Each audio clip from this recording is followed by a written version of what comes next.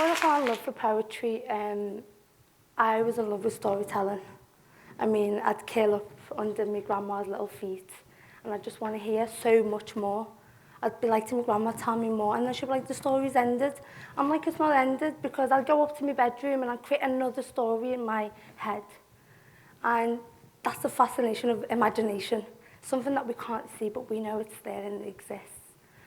And I started telling stories in a very poetic and rhythmic way, because I thought to myself, as being an activist, how can I get my words across? And I found art it's a platform that I'm able to have an audience, like you lovely bunch, and also a stage where I can then express my thoughts and my ideas and my concerns. So I'm gonna let you in a part of my world and a bit of storytelling. So autumn had arrived and summer had left us. And I remember looking into the mirror, and I mean really, really looking into the mirror. And I noticed the small things I'd not noticed before. The way my hijab shapes my face, my Arabian eyes, my pear-shaped lips, my caramel skin tone, my broken tongue lost in 2 homes on the streets of Liverpool. And I thought to myself, I was born in a village, a name unknown to the world. And it's the same Yemeni girl today with a strong Scouse accent. And I thought, what if my granddad had not got on that ship in 1953 to France, but then chose the UK out of every other place in Europe, and he chose here. He chose Liverpool for a reason, because it was meant to be. And then I thought to myself, what kind of woman would I be today if we stayed in Yemen? What would I wear? What would I look like? What would my favourite food be? Would I be writing poetry? And these thoughts keep coming into my head, and I try to create an imagination constantly in my writing. And growing up, a lot of people ask me, and still ask me, Amina, where do you really, really, really, really come from? And I'm like, I don't know. I really don't know, because I'm not too Yemeni to be Yemeni, and I'm not too British to be British. And I say, look, I'm a mocktail, and you should try it. I'm like an exotic mocktail mixed of just everything. Because picture this, right? My family will be cross-legged, sitting like Bedouins, eating a roast dinner with their fingers, and then watching the Liverpool game, arguing in Arabic, who's the best player, Mane or Mo Salah? And all you hear is yalla, yalla, yalla, Mo Salah, yalla, yalla, yalla. And then, and then you'll hear someone going, go ahead, Mo Salah. And that is the constant accents and languages in our home. And until I sat down and was present and I acknowledged that for the first time, I said, you know what? That's part of me. And I absolutely love it. Like, I am in love with it. And you know, when you are comfortable with your identity, it's such a powerful thing. It was only recently someone said to me, are you that Yemeni Scouse writer? And I was like, what? Because I'd never heard it before. I was like, what's that? They were like, a Yemeni Scouse writer. I was like, you know what, thank you so much. Because I've been trying to look for something to identify myself as. Because I was always known as a Muslim writer. I was like, but I'm not just Muslim. I'm Yemeni, I'm Scouse, I'm quirky, and I'm hilarious sometimes. So yeah, identity, as you can tell, is such a passion of mine. It's something that I'm still trying to figure out, and there's no ending to it. And it is complex, and it is a sensitive topic to so many people. I mean, our ancestors travelled, didn't they?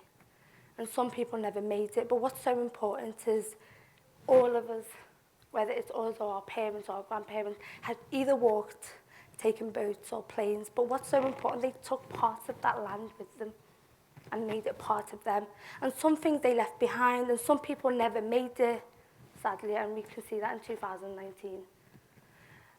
And yeah, so I'm going to share a poem with you today, which allows you to understand the conflict of identity, of how I feel and how I see the world, but also a future that I want to be a part of, to change that.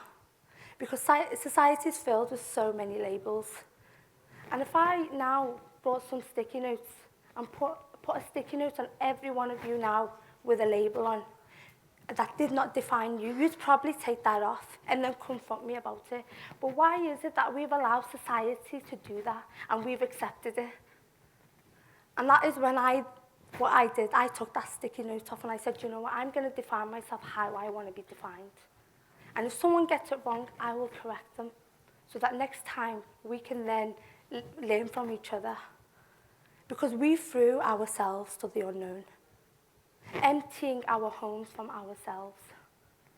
Because women like me buried our home in our bellies until it was too difficult to digest.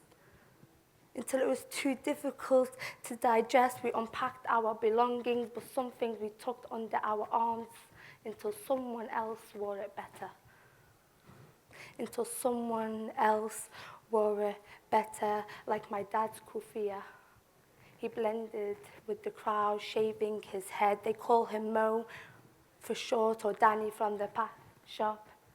He was only allowed to speak English here. But only a belly dancer can move her hips to our drums. But we made sure to keep on singing to grandma beating her drums to remind us that we left our back doors open. So we may return to find our souls and our faces has never left. But you see, I still keep on running. I still keep on running to find my identity wrapped in my mother's arms. She sees it like a baby in a womb. She sees it like a baby in a womb.